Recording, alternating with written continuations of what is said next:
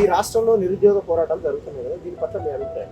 కాంగ్రెస్ ప్రభుత్వం ఏర్పడక ముందు నుంచి కూడా ఏదైతే 10 ఏళ్ల కాలంలో కేసీఆర్ గారి ప్రభుత్వం ఉన్న కాలం నుంచి కూడా నిరుద్యోగ ఉద్యమాలు అనేవి నిరంతరంగా కొనసాగుతాయి.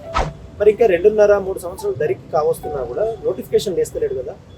వేసిన గతంలో కూడా 60,000 ఉద్యోగాలు మేము ఇచ్చినామని మాట్లాడుతుంది. దీని పట్ల మీ అభిప్రాయం? అధికారంలో ఉన్న పార్టీకి ఉద్యోగాలు ఇవ్వడమైనా ఉద్యోగాలను ఆపేయడమైనా పెద్ద పని కాదు.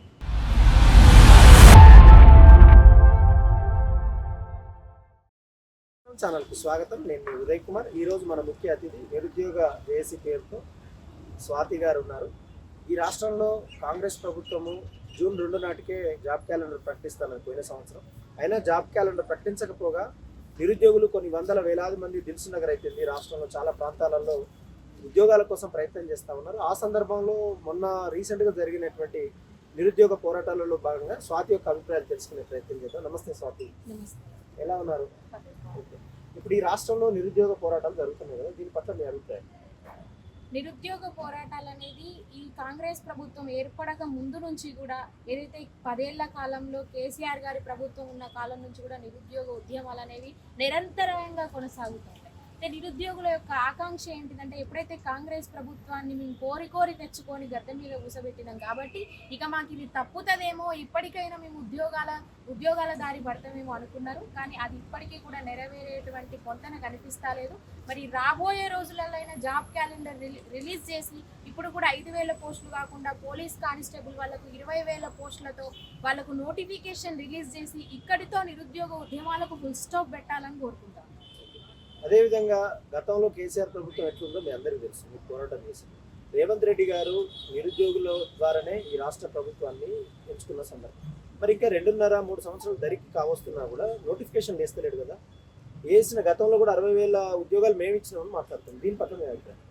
గతంలో ఇచ్చినటువంటి 60,000 ఉద్యోగాలను కాంగ్రెస్ ప్రభుత్వం లెక్కబెట్టేటువంటి విధానాన్ని వాళ్ళ విఘ్నతకు వదిలేస్తే, సరే ఆ 70,000 ఉద్యోగాలు కూడా మీరు ఇచ్చినాం అని చెప్పుకునేటువంటి లెక్క ఇంకొక 70,000 ఇచ్చినా కూడా ఏం కాదు కదా. అధికారంలో ఉన్న పార్టీకి ఉద్యోగాలు ఇవ్వడమైనా ఉద్యోగాలను ఆపేయడమైనా పెద్ద పని కాదు. ఇప్పుడున్నటువంటి దాదాపు లక్షల సంఖ్యలో నిరుద్యోగులు హైదరాబాదులో పొట్ట చేత పట్టుకొని తిరుగుతూ ఉన్నారు.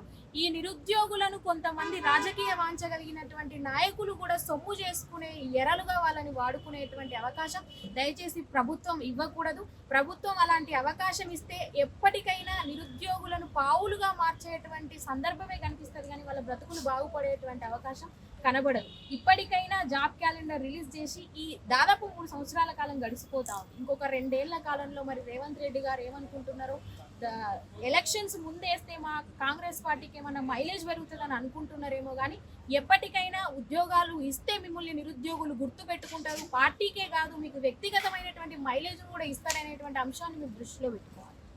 అదే క్రమంలో ఇప్పుడు రాజకీయ వాంఛ కలిగిన వ్యక్తులు అనుకుంటున్నారు కదా, మీ నిరుద్యోగుల పోరాటానికి ప్రతిపక్ష పార్టీల యొక్క మద్దతు వస్తుంది కదా, వస్తున్నప్పుడు దాన్ని ఎట్లా స్వీకరించగలుగుతారు? అయితే ఇక్కడ మనం ఎప్పుడైనా ఎదుటి వాళ్ళ మనసరిగి మనం పని చేయాల్సినటువంటి అవకాశం ఉంటుంది. ఎంతసేపటికి మనం అంతిమంగా కోరుకునే కోరిక ఏంటిదండి? ఉద్యోగాలు రావాలి. ఇక్కడ మన ప్రభుత్వం ఎట్లుందంటే, సందు దొరికితే సందులో దొరికిపోతే ఈ విషయాన్ని డైవర్షన్ చేద్దామనేటువంటి అవకాశం కనిపిస్తూ ఉంది.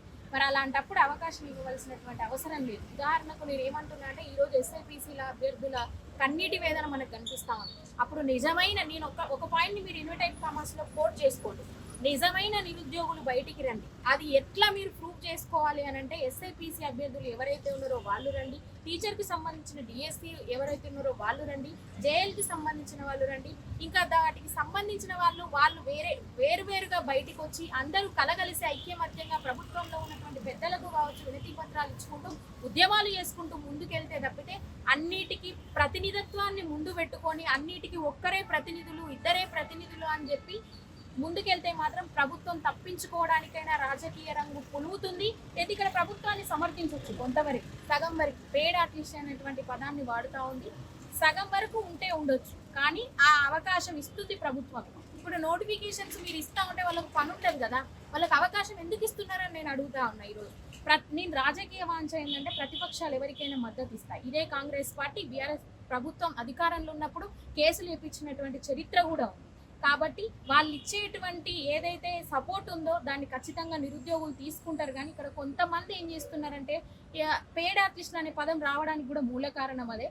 వాళ్ళు ఇచ్చినటువంటి డబ్బులతో సభలు పెట్టుకుంటూ వాళ్ళ దగ్గర డబ్బులు తింటున్నారు. వీళ్ళు కేవలం పోస్ట్ మా దగ్గరకు వచ్చి నామినేటెడ్ పోస్టులు కావాలని అడుగుతూ ఉన్నారు అనేటువంటి కొన్ని మాటలు మనకు బయట వినిపిస్తున్నాయి. అది ఎంతవరకు వాస్తవం అనేది అడిగినటువంటి వాళ్ళ విజ్ఞతకు, ఆ చెప్పేటువంటి వాళ్ళ విజ్ఞతకు వదిలేయాలి. కాకపోతే ఏదైనా దాస్తే దాగదు, పువ్వులలో వాసన అనేది ఎప్పటికీ దాగదు, అది ఖచ్చితంగా వ్యాప్తి చెందుతూ ఉంటుంది. అబద్ధం కూడా ఎన్నో రోజులు దాగదు. కాబట్టి నిరుద్యోగులను ఎవరు కూడా దయచేసి పావులుగా వాడుకోకండి. నిజంగా మీరు ఉద్యమాలు అంటే అందరినీ అనట్లేదు, నేను కొంతవరకు నిజంగా చేయండి. ఉద్యోగాలు వచ్చే విధంగా మాత్రం పోరాటం చేయండి. ఒకవేళ రేవంత్ రెడ్డి గారి ప్రభుత్వం ఉద్యోగాలు లేకపోతే మీ భవిష్యత్ కార్యాచరణ ఎట్లుంది?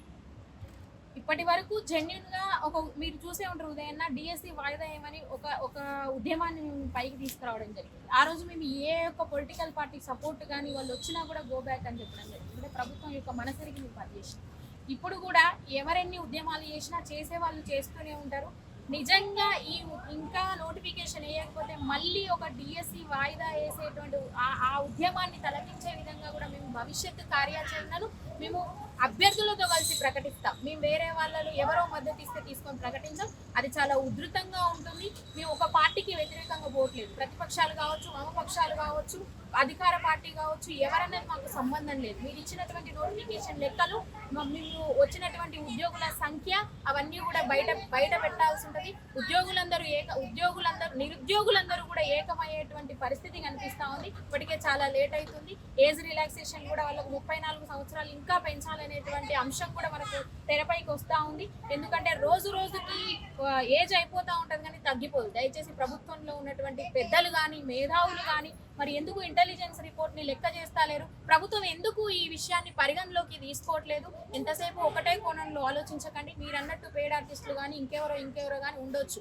కాకపోతే మీరు ఎంతసేపటికి నిరుద్యోగుల గురించి మీరు ఆలోచించాలని నేను కోరుకుంటాను. అదే క్రమంలో నిరుద్యోగుల గురించి ఒక మాట చెప్పండి.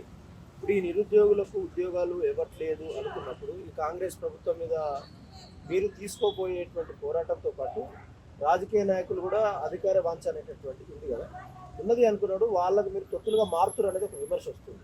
దీని పట్ల మేము అంటే ఉదయం మీరు అనంటే నేను వాస్తవానికి దీని మీద నాకు ఎన్ని విమర్శలు వచ్చినప్పటికీ నేను చెప్పదలుచుకున్న విషయం చెప్పే తిడతా.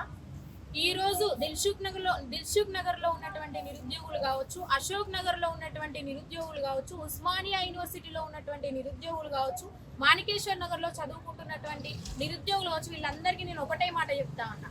ఉద్యోగాలు రావాలంటే మీకు మీరుగా ప్రతినిధత్వాన్ని చూపెట్టకుండా వేరువేరుగా కలగలిసి అందరూ మీరు ప్రయత్నం చేయండి. ప్రభుత్వంలోని పెద్దల్ని కలవండి. దేనికి ఒక్కరినిద్దరిని నమ్ముకొని పనిచేయకండి. ఎవరో వచ్చి మీకు మద్దతు ఇస్తామంటే వాళ్ళని వెనకాల కూసబెట్టి వాళ్ళ ఉన్నటువంటి ఆలోచనలతో మీరు ముందుకెళ్ళండి తప్పితే వాళ్ళని ముందు కూసబెట్టి తెల్ల సొక్కాలు వేసుకొని సభలు పెడితే మాత్రం ఎట్టి పరిస్థితుల్లో మీకు ఉద్యోగాలు నోటిఫికేషన్ వచ్చే అవకాశం ఉండదు. ప్రభుత్వానికి అడ్వాంటేజ్ అవకాశం ఇచ్చేటువంటి ఆలోచనలు మీరు చేయవద్దు. ఎందుకంటే చాలా మంది నిరుద్యోగులు పీజీలు పిహెచ్డీలు చేసినటువంటి వాళ్ళు చాలా ప్రోగ్రెసివ్ మెథడ్లో ఆలోచించేటువంటి విధానం కలిగి ఉన్న వాళ్ళు మీరు అన్ని కోణాలలో ఆలోచించాలి. అందుకే మనం మహానుభావులు ఎంతో మంది చెప్పారు, ఎవరి ప్రయోజనం వెనుక ఏం దాగుందో మనకు తెలియదు, ఎవరి బాధ్యతల వెనుక ఏముందో మనకు తెలియదు. మీ బాధ్యత ఏంటి, మీ కుటుంబం ఏంటి, మీ చదువు ఏంటి, ఎవరు మన కోసం పోరాడుతున్నారని తేల్చి చెప్పడం మీకు కష్టమే కాబోలు. నేను దాని గురించి మాట్లాడట్లేదు. కాకపోతే మీ బాధను అమ్మనైనా సరే మనం అడిగితేనే అన్నం పెడుతుంది. నీ బాధను నువ్వు స్వయంగా ప్రకటించు. ఈరోజు సోషల్ మీడియా వేదిక కావచ్చు, ఎన్నో అవకాశాలు, ఎన్నో సోర్స్ ఉంది. సో వాళ్ళందరూ కలిసి ఎవరికి అవకాశం ఇవ్వకండి. రాజకీయ వాంఛ కలిగిన వాళ్ళు ఉంటారండి. ఇప్పుడు సమాజం అన్నప్పుడు కొంతమందిని ఏరలుగా చేసుకొని దొరికింది కదా అవకాశం అని సందులో దూరిపోయే వాళ్ళు చాలా మంది ఉంటారు. నేను వాళ్ళని తప్పనట్లేదు, ఎవరైనా చేసే పని అది. వాళ్ళకి అవకాశం ఇవ్వకండి, ఆలోచించండి. మీ అందరికీ మళ్ళీ చెప్తా ఉన్నా, మీరే స్వయంగా ఉద్యమాన్ని ప్రకటించుకోండి, స్వయంగా ప్రభుత్వాన్ని అడగండి, అది మీ హక్కు. ఈ ప్రభుత్వం అధికారంలోకి రావడంలో మీ పాత్ర కీలకమని ఆ రోజు రేవంత్ రెడ్డి గారు ప్రమాణ స్వీకారంలో చెప్పిన మాట గుర్తుకు తెచ్చుకోండి. దాన్ని మీ బలాన్ని మీరు స్వయంగా ప్రకటించుకొని ముందుకు రండి. మీరు అన్నట్టు ఉదయన్న ఉద్యమకారులలో ఉన్నారు దొంగలంటే ఉన్నారు. నేను దాన్ని సమర్థిస్తా, కానీ ఎంత మేరకు 50% నేను సమర్థిస్తా. నిజంగా ఉద్యమం చేసే వాళ్ళు కూడా ఉన్నారు. పాపం వాళ్ళ సమయాన్ని, వాళ్ళ విలువైన సమయాన్ని అక్కడ కేటాయించి నిరుద్యోగుల కోసం పోరాడే వాళ్ళు కూడా ఉన్నారు. దాన్ని ఎవరు ఏంటిది అనేటువంటి మనం జడ్జి చేయలేము. కాబట్టి ముందే వాళ్ళకి అవకాశం ఇవ్వకుండా ఉండడం అనేది ఉత్తమం అని నేను నిరుద్యోగులకి ఒక కాజుగా చెప్తా ఉన్నాను. నిరుద్యోగ జేఏసీ నాయకురాలు స్వాతి గారు తన అమూల్యమైనటువంటి అభిప్రాయాలు నిరుద్యోగుల కోసం చెప్పింది.